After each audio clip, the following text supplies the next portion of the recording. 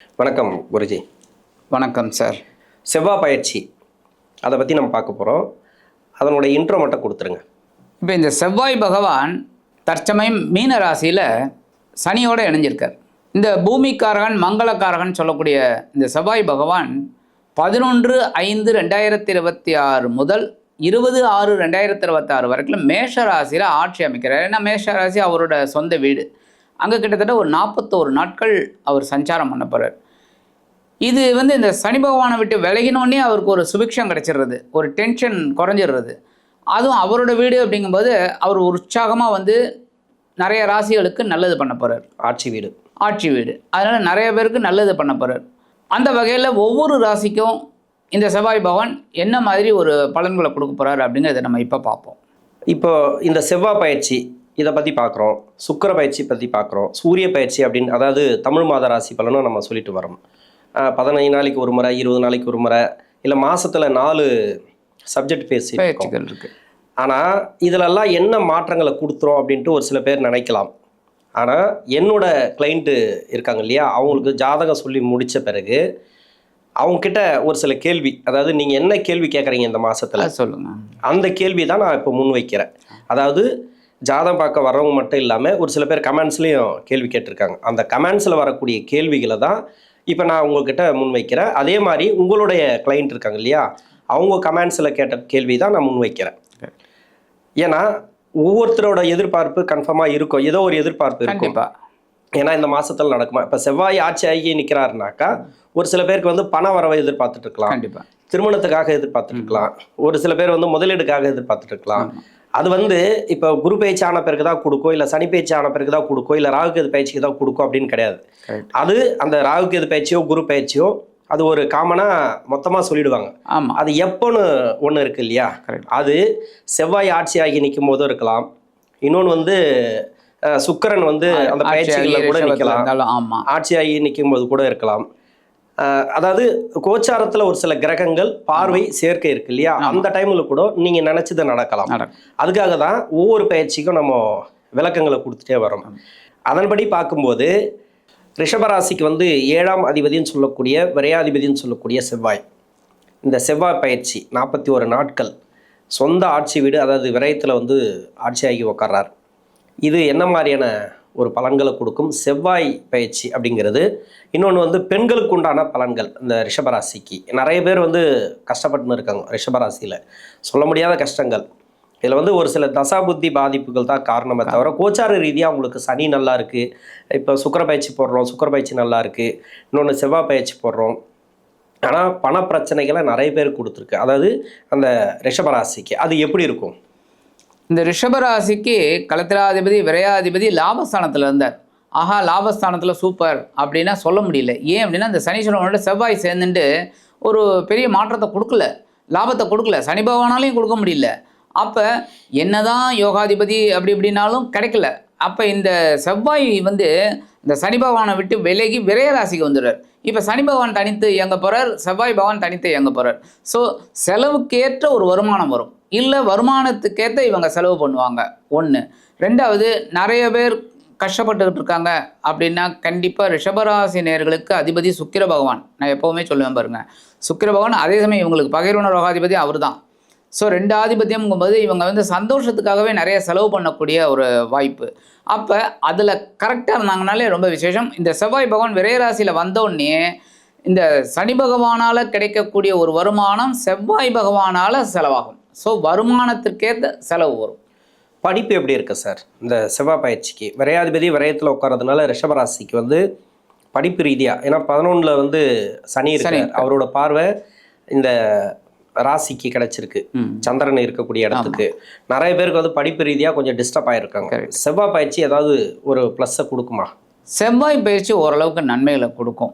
ஏன் அப்படின்னா அவர் இந்த சனி பகவானோட ரிலீஸ் ஆகும்போதே நல்லது தான். அதே சமயம் சனி பகவானோட பார்வை ரிஷபராசியில் விழுந்துக்கிட்டு தான் இருக்குது.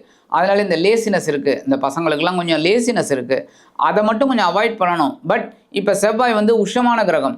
அவர் விரைராசியில் வரும்போது இந்த ஹாஸ்டலில் தங்கி படிக்கிறாங்க பாருங்கள், வெளியூரில் இல்லை வெளிநாடு, அந்த குழந்தைலாம் ரொம்ப சூப்பராக படிக்கக்கூடிய ஒரு வாய்ப்பு அந்த குழந்தைகளுக்கு கிடைக்கும். அதே சமயம் இங்கே இருக்கிறவங்க கொஞ்சம் கான்சன்ட்ரேஷன் அதிகம் பண்ணாலே நல்ல ஒரு படிப்பு வரத்துக்கு வாய்ப்பு இருக்குது. ஓகே. திருமணத்துக்கு முயற்சி பண்ணலாமா இந்த காலகட்டத்தில்? ஏன்னா ரிஷபத்துக்கு வந்து திருமண பிரச்சனைகள் இருக்குது. கணவன் மனைவிக்குள்ளே ஒற்றுமை இல்லாமல் இருக்காங்க நிறைய பேர். அப்படி இல்லைனாக்கா திருமணமே நடக்காமல் இருக்காங்க. இப்போ வந்து ஒரு 30-32 வயசு வரைக்கும் திருமணமே கூடி வரல. அதுக்கு வந்து இந்த செவ்வாய் பயிற்சி ஏதாவது ஏற்பாடு பண்ணுமா? அதாவது ஒரு நல்லது பண்ணுமா? ஏன்னா 7ஆம் அதிபதி இல்லையா, அதனால திருமணத்துக்காக சொல்கிறேன். கண்டிப்பாக திருமண யோகம் கைகூடும். எப்படி அப்படின்னா, இப்போ இந்த செவ்வாய் பகவான் விரயராசிக்கு வர்றார். இந்த செவ்வாய்னாலே மங்களக்காரகன், சுபகாரகன் தான். இந்த கிரகம் வந்து எந்த கிரகம் அப்படின்னாலும் அந்த காரகன் வந்து மங்களக்காரகன். ஸோ கல்யாணத்துக்கு இப்போ பார்த்தீங்கன்னாலும் கல்யாணத்துக்கு பார்த்தீங்கன்னா செவ்வாய் தோஷம் இருக்கான்னு தான் பார்ப்பாங்க. செவ்வாய் எங்கே இருக்கார், தோஷம் இருக்கா அப்படின்னு தான் பார்ப்பாங்க கல்யாணம்னு வந்த உடனே. அப்போ இந்த செவ்வாய்க்கு ஒரு முக்கியத்துவம் இருக்குது. அவர் விரயராசிக்கு வரார். அதே சமயம் குரு வந்து இப்போ வந்து அவங்களுக்கு 2ஆம் இடத்துல இருக்கார். என்ன தன வாக்கு குடும்பஸ்தானம்.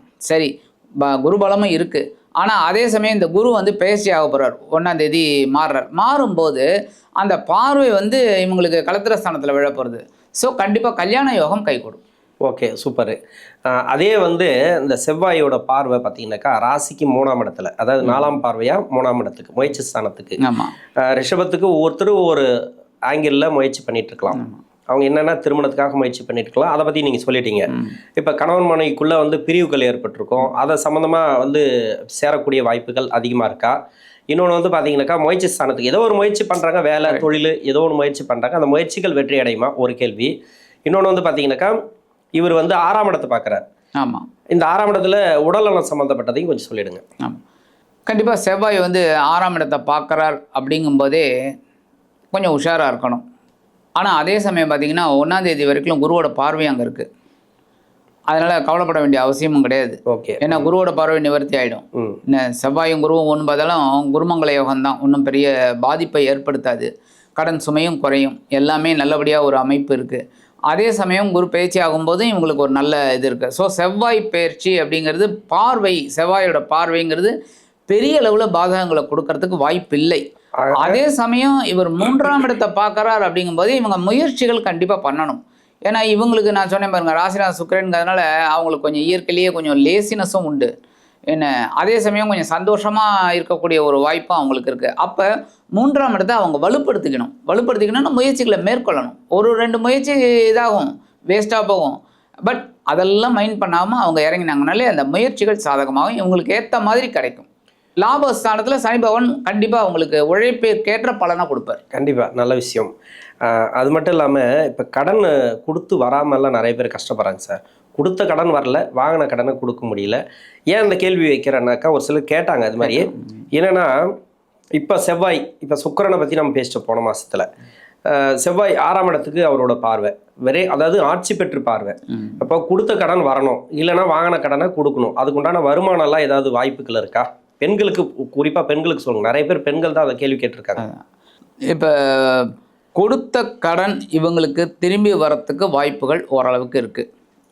என்னதான் அதுனாலும் 6ஆம் இடத்தை பார்க்குறாரு அப்படிங்கும்போதே ஓரளவுக்கு இவங்களுக்கு வரத்துக்கு வாய்ப்பு இருக்குது. அதேமாரி இவங்களுக்கு 2ஆம் இடத்துல குரு வந்து நல்லா இதுவாக இருக்கார். அதனால் என்னதான் பகை வீடு அப்படின்னாலும் ஸ்தானபலம் இருக்குது. அந்த ஸ்தான பலத்தினால இவங்களுக்கு வருமானம் வரும். அதனால் இவங்க கடன் அடைக்கக்கூடிய ஒரு வாய்ப்பும் அவங்களுக்கு இருக்குது. அதே சமயம் பார்த்திங்கன்னா ஜூன்லேருந்து அவர் வந்து குருவோடு இந்த 7ஆம் இடத்தை பார்க்க போகிறார். ஸோ இந்த பெண்களுக்கெல்லாம் ஒரு நல்ல ஒரு முன்னேற்றம் கண்டிப்பாக கிடைக்கும். ஒரு சில பேர் கேட்குறது பார்த்தீங்கன்னாக்கா எதுக்குடா அந்த ரிஷபராசியில் பிறந்தோம் அப்படின்றாங்க. அது மாதிரி அந்த நட்சத்திரம் அப்படின்ட்டு ஒரு சில பேர் அந்த 3 நட்சத்திரத்துலேயும் 2 நட்சத்திரம் கேட்குறாங்க. அது கார்த்திகை நட்சத்திரம், ரோகிணி நட்சத்திரம். எதுக்குடா பிறந்தோம் அப்படின்ட்டு. ஏன் அந்த கஷ்டம் அவங்களுக்கு? எதுக்காக? என்ன தசா புத்தி பாதிப்பா, இல்லை இப்போ கோச்சார கிரகங்கள் பாதிப்பா? உங்களோட பதில் என்ன?